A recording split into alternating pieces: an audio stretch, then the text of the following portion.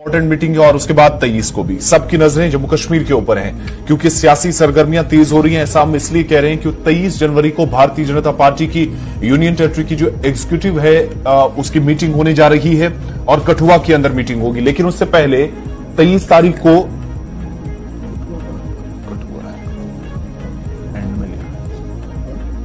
उस मीटिंग से पहले कल एक और मीटिंग होगी पार्टी की और एग्जीक्यूटिव यूनियन टेरिटरी की लेवल पे जो मीटिंग होगी उसमें कौन सी चीजें डिस्कस होंगी ये कल तय किया जाएगा 22 तारीख को। पार्टी जराये के मुताबिक बहुत बड़े पैमाने पर तब्दीली लाने की कोशिश है।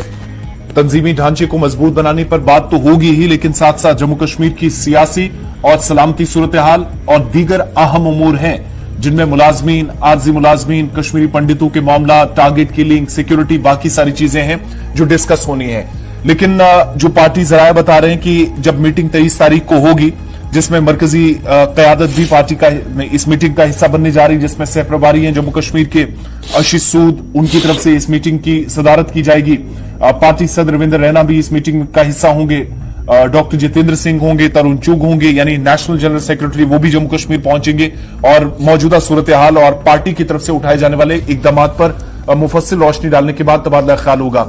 जराये जो बताते हैं कि इस मीटिंग में बड़ा इंपॉर्टेंट स्टेप यह होगा कि करारदाद पास की जाएगी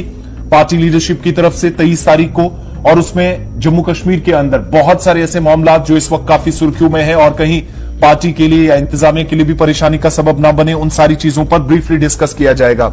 जराये ये बताते हैं कि एक तो ये कि जब ये जिम्मेदारी इस वक्त पार्टी लीडरान को दी गई है कि 23 तारीख को मीटिंग होगी, हाल ही में दिल्ली के अंदर जो इजलास खत्म हुआ मजलिस आमिला का, अब 23 तारीख को जब जम्मू कश्मीर के अंदर इजलास होगा तो उसमें 2-3 बड़ी इंपॉर्टेंट चीजें, एक तो ये पिछले कुछ दिनों के दौरान जो सिक्योरिटी पॉइंट ऑफ व्यू से काफी तनकीद का निशाना बीजेपी भी बनी है, हुकूमत भी बनी है, तो उस पॉइंट पर डिस्कशन करने के बाद ये चीज भी एजेंडे में शामिल है और वो करारदाद के अंदर चीज डिस्कस होगी, वहां पर मेंशन की जाएगी।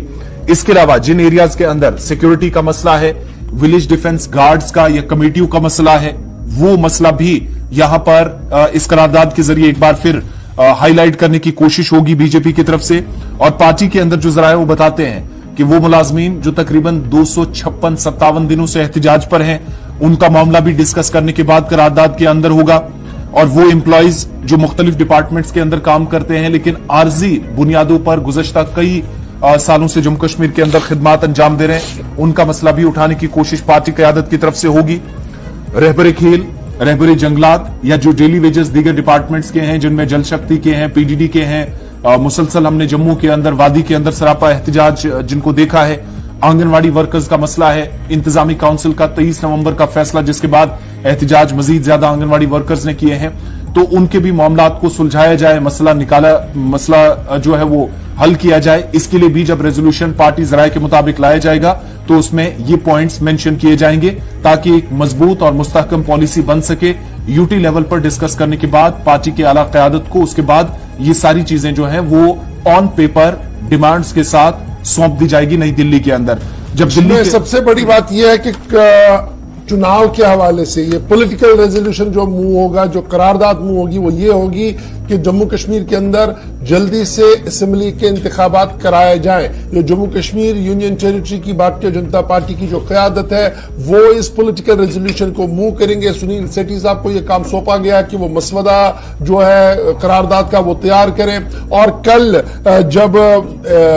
जो उनके ऑफिस बेयरर्स हैं और बीजेपी के वो बैठेंगे, वो इसको हतमी शक्ल देंगे ताकि 22 तारीख की जो बड़ा इजलास है, एग्जीक्यूटिव कमेटी का इजलास है, वो मुनक्किद हो सके। तो मुलाजमीन से लेकर तरक्याती मंसूबे, तरक्याती मंसूबों से लेकर अमन कानून की सूरत हाल और अमन कानून की सूरत हाल से लेकर वजीर आज़म की क़यादत और क़यादत के अंदर G20 के इजलास और G20 का इजलास में 2 इजलास जम्मू कश्मीर के अंदर कराने के लिए भारतीय जनता पार्टी की क़यादत को मुबारकबाद भी दी जाएगी और शुक्रिया भी जो वो किया जाएगा। ताहम सबकी नजरें रहेंगी जी 23 तारीख पर जिस दिन इजलास होना है, एग्जीक्यूटिव कमेटी का इजलास होना, उस वक्त पॉलिटिकल करारदाद क्या कुछ होगी, बड़ा सवाल यह होगा। क्योंकि नेशनल हुकअप पर जो नेशनल एग्जीक्यूटिव की मीटिंग हुई थी उसमें जम्मू कश्मीर का जिक्र तो हुआ लेकिन चुनाव का जिक्र नहीं हुआ। लेकिन जब जम्मू कश्मीर की बारी आ रही है तो प्रायोरिटी पर एक करारदाद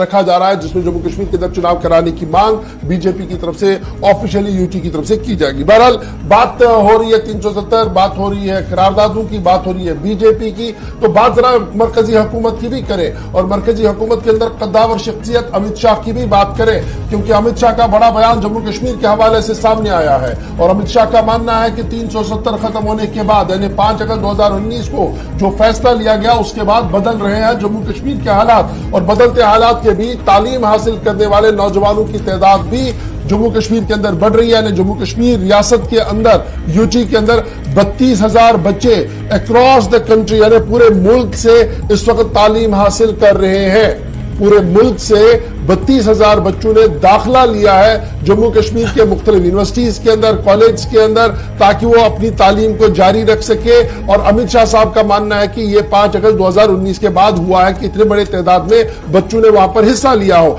इससे पहले हालात ये थी कि यूनिवर्सिटी या कॉलेज महीनों भर बंद रहते थे और वहां के बच्चे बैरून रियासत चले जाते थे। लेकिन अब रिवर्स गियर चला है और उल्टी गंगा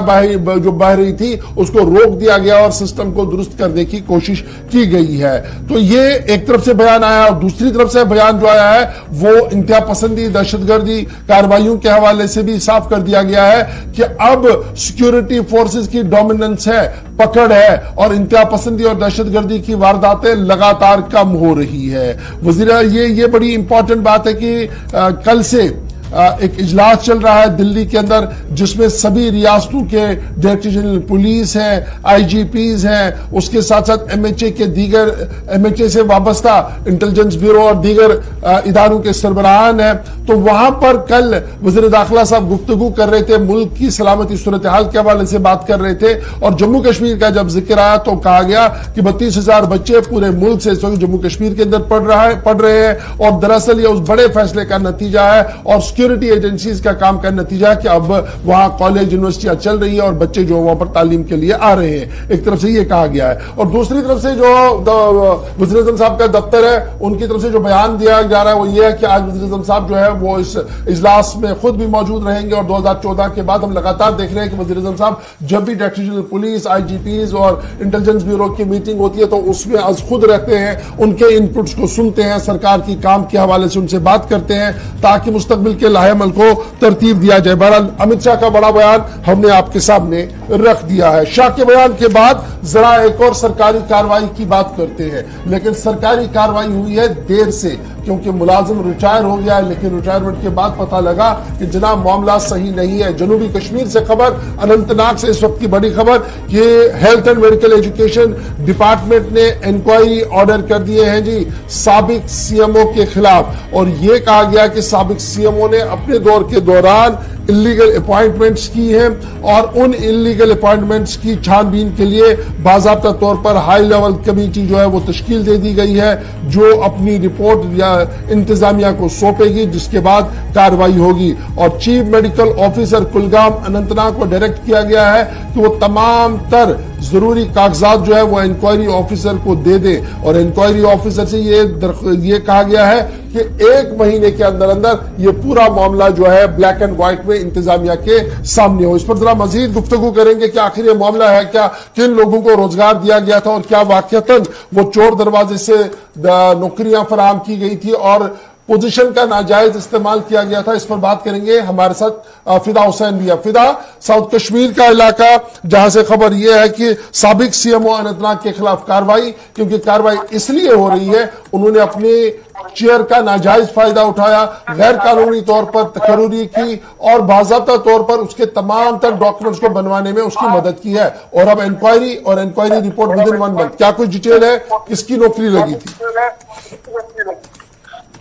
और देखिए किसकी नौकरी लग गई है, किसके दस्तखत उस वक्त चले हैं और अब जो सारा मामला है अब ये सामने आ जाएगा। इन्वेस्टिगेशन जब हो जाएगी, चीफ अकाउंटेंट ऑफिसर को मुकर्रर किया गया है, इसकी पूरी तहकीकात, इसकी पूरी छानबीन जो है उसके बाद जब रिपोर्ट तैयार हो जाएगी तो वो मंजिल आप पर आ जाएगी। साथ ही साथ ये भी कहा गया कि जो chief medical officer Kulgam Anantnag है उससे कहा गया कि वो ताउन करे, जो भी दस्तावेज जो तहकीकात कमेटी है उनको चाहिए वो फराहम करे।